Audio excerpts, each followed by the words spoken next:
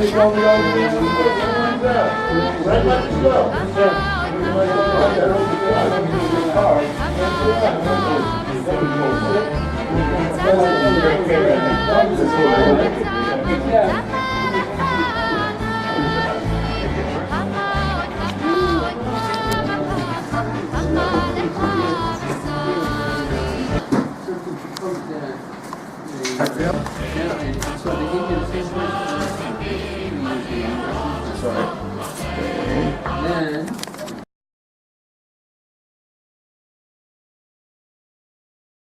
thank Tom and Opshi. About 8 years ago, I was in America, and I was laying in a hospital bed. I couldn't move. My back had abscessed. I had 4 back disc fusion surgeries. Okay, so I'm in the hospital bed, and I can't turn myself over in bed. It took 2.5 weeks in the hospital of them working on my back, cleaning it out, before I finally was able to have a little bit of movement, turn myself over in bed. In the hospital, I caught a staph infection. Staph infection is one of these superbug things that they don't have any antibiotics for. So after the 3 weeks in the hospital for my back, I spent another 6 weeks in the hospital trying to get rid of the staph infection.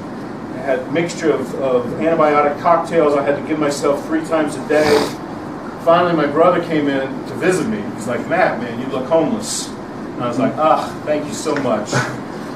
But it was about my 4th week in the hospital. He came to visit me. He made that comment to me, and it hit me in the head that I wasn't getting out of that hospital unless I did something. So what did I do? I didn't know what to do. I didn't have a relationship with Hashem. I didn't know what the Torah was. I didn't know anything about mitzvahs. But I cried. I cried out to my Father in heaven. It's that simple. I cried out to my Father in heaven. I said, "Hashem, if you heal me, if you get me out of this hospital bed, I promise you that I will find out what it means to be a Jew." Because I had no idea. And that was it. I didn't make any promises. I said, I will learn what it means to be a Jew. I didn't promise that I would daven 3 times a day. I just promised that I would learn. So I started on this path. I started walking to shul on Shabbos and Yom Tov. Finally, I started keeping kosher. And finally, I'm a chef. I started learning how to cook kosher. I didn't know anything about kosher food. I didn't know anything about it. Where's this? In Savannah, Georgia. So I got out of that hospital bed somehow. I had another 3 weeks of therapy at home, giving myself antibiotics in a PICC line. They left the PICC line inside so I could give myself the antibiotic. It took another 6 weeks out of the hospital, me at home, before I finally healed and I got better. So at the end of the day, what am I going to do? I got to find out what it means to be Jewish.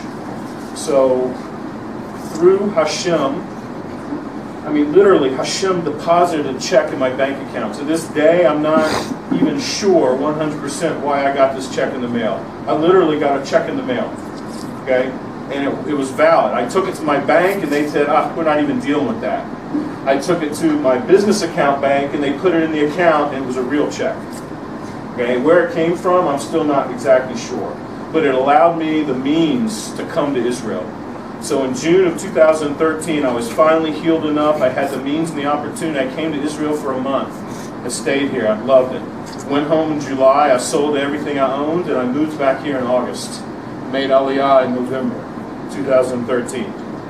Hashem literally picked me up out of Savannah, Georgia, and dropped me in Yerushalayim. There was no way I would ever be here if any of those things didn't happen. If I weren't in the hospital, if I didn't have my back, if those things would not have happened, I would not be here. It's that simple. So for whatever reason, Hashem wants me in Yerushalayim. You want to be back. He wants me back, right. All I had to do was cry. But it's like Rob Bertram says, you got to be sincere. It was a sincere cry. I was scared. I couldn't move. I didn't have anything, and there's nowhere for me to turn except up. Hashem, please, I will learn what it means to be Jewish. And so here it is. It's 3 years later. I'm still here. And thanks to Tom and Nafshi, man, last year I was down. I had no work. I had no money. I was in debt. And Tom and Nafshi took me in and picked me up.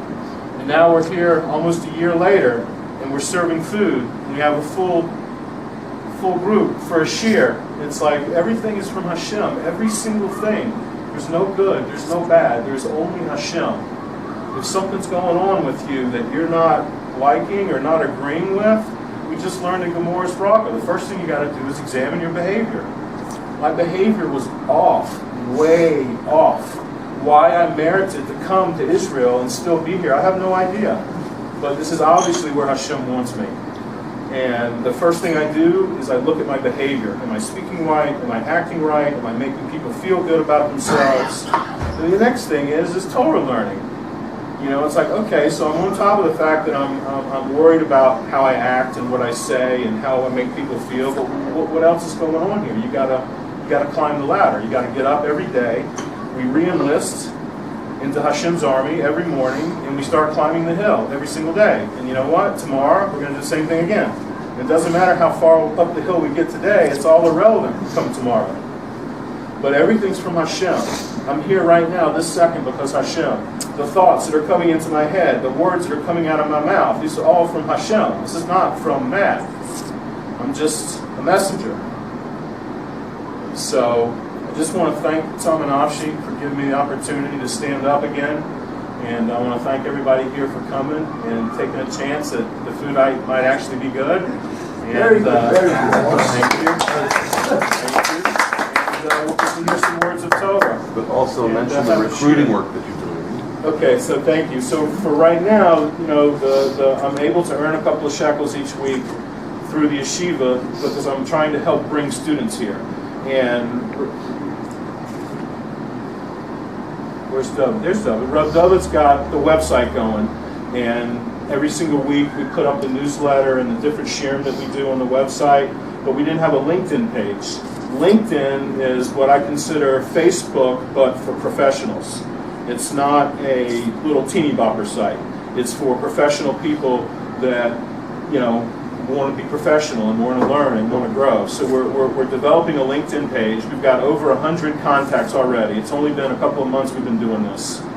And eventually we'll be able to get those people that are on LinkedIn that are coming from America, when they come here on vacation, they'll be able to come in and take a class and stay for a day or for a week or for an hour, for however long it is. So if you guys know anyone that has some time on their hands and has an hour a day or whatever it is, please let them have my phone number and my email address, and I will call them and talk to them. And everything that we can do to help let people know that we are here for them, you know, we've got to start doing.